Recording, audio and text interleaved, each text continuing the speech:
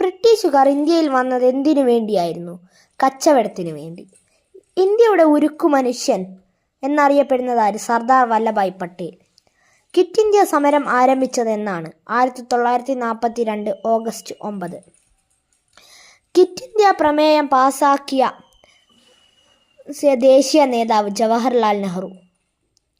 കേസരി എന്ന പത്രം ആരംഭിച്ചതാര്? ബാലഗംഗാധര തിലക്. ഗാന്ധിജിയും അനുയായികളും ദണ്ഡിയാത്ര ആരംഭിച്ചത് എവിടെ നിന്നാണ്? സബർമതി ആശ്രമത്തിൽ നിന്ന്. ക്വിറ്റ് ഇന്ത്യ സമരം നടന്ന വർഷം ഏത്? 1942. ഒന്നാം സ്വാതന്ത്ര്യ സമരം ഏതു പേരിലാണ് അറിയപ്പെടുന്നത്? ശിപായി ലഹള. ഗാന്ധിജിയുടെ രാഷ്ട്രീയ ഗുരു ആരാണ്? ഗോപാലകൃഷ്ണ ഗോഖലെ. ഒന്നാം സ്വാതന്ത്ര്യ സമരം പൊട്ടിപ്പുറപ്പെട്ടതെവിടെ? മീററ്റ്, ഉത്തർപ്രദേശ്. ഉപ്പുലംഘന നിയമവുമായി ബന്ധപ്പെട്ട് ഗാന്ധി നടത്തിയ യാത്രയുടെ പേര് ദണ്ഡിയാത്ര. ക്വിറ്റ് ഇന്ത്യ എന്ന വാക്കിന് രൂപം കൊടുത്ത വ്യക്തി യൂസഫ് മെഹർലി.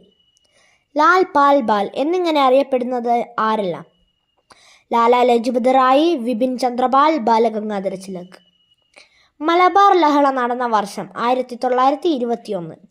രാഷ്ട്രപിതാവ് എന്ന വിശേഷണം ഗാന്ധിജിക്ക് നൽകിയത് ആരാണ്? സുഭാഷ് ചന്ദ്രബോസ്. ജയ് ഹിന്ദ് ആരുടെ മുദ്രാവാക്യമാണ്? സുഭാഷ് ചന്ദ്രബോസ്. ഇന്ത്യയിൽ ആദ്യമായി കടൽമാർഗം എത്തിയ വിദേശ ശക്തികൾ പോർച്ചുഗീസുകാർ.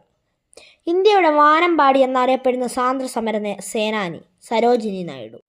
Hindustan socialist republic association സ്ഥാപിച്ചതാര്?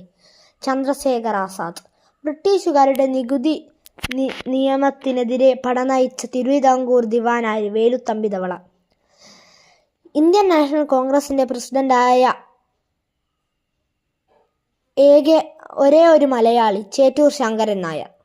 ദക്ഷിണാഫ്രിക്കയിലെ കറുത്ത വർഗക്കാരുടെ വെളുത്ത വർഗക്കാർ അകറ്റി നിർത്തുന്ന വിവേചനത്തിന് പറയുന്ന പേരെന്ത്? വർണ്ണവിവേചനം. ഉപ്പു സത്യാഗ്രഹം നടന്ന ദണ്ഡി കർപ്പുടം ഇന്ന് ഏത് ജില്ലയിലാണ്? നവസാരി, ഗുജറാത്ത്. 1857 വിപ്ലവത്തെ ബുദ്ധികേന്ദ്രം എന്നറിയപ്പെടുന്നത് നാനാ സാഹിബ്. ബ്രിട്ടീഷുകാർക്കെതിരായി കേരളത്തിൽ നടന്ന ആദ്യ കലാപം ആറ്റിങ്ങൽ കലാപം 1721. സ്വാതന്ത്ര്യ സമരത്തിന്റെ ക്ലൈമാക്സ് എന്നറിയപ്പെടുന്ന സമരം ക്വിറ്റ് ഇന്ത്യ സമരം. ഇന്ത്യ സ്വാതന്ത്ര്യത്തിന് മുമ്പുള്ള സ്വാതന്ത്ര്യ ദിനാഘോഷം എന്നായിരുന്നു? 1930 ജനുവരി 26. ബ്രിട്ടീഷുകാർക്കെതിരെ ബംഗാളിലെ മതാചാര്യന്മാർ നേതൃത്വം നൽകിയ കലാപം ഫക്കീർ കലാപം 1772. ബ്രിട്ടീഷുകാരുടെ ഭിന്നിപ്പിച്ചു ഭരിക്കൽ എന്ന നയത്തിന്റെ ഭാഗമായി നടപ്പാക്കിയ പരിഷ്കാരം മിന്റോ മോർലി പരിഷ്കാരം. സത്താറയിൽ ക്വിറ്റ് ഇന്ത്യ സമരത്തിന് നേതൃത്വം നൽകിയത് ആരായിരുന്നു? നാനാ പാട്ടീൽ.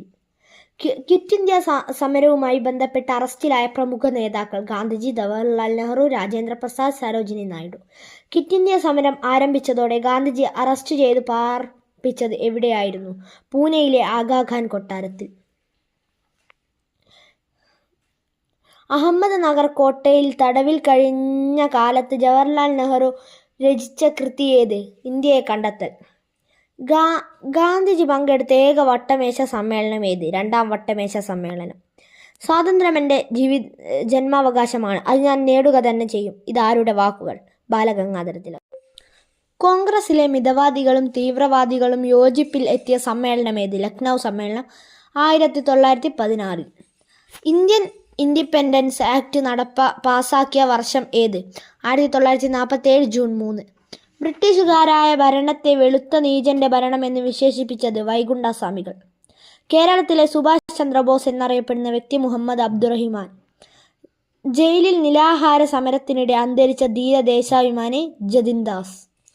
ബ്രിട്ടീഷുകാർക്ക് സൂറത്തിൽ വ്യാപാര സ്ഥാപനം തുടങ്ങാൻ അനുമതി നൽകിയ മുഗൾ ചക്രവർത്തി ജഹാംഗീർ. ഇന്ത്യക്കാർക്ക് എന്ന ആഹ്വാനം ആദ്യം മുഴക്കിയത് സ്വാമി ദയാനന്ദ സരസ്വതി. എനിക്ക് 2000 പട്ടാളക്കാരെ തരൂ, ഞാൻ ഭാരതം പിടിച്ചടക്കാം. ഇതാരുടെ വാക്കുകൾ? Robert Clive.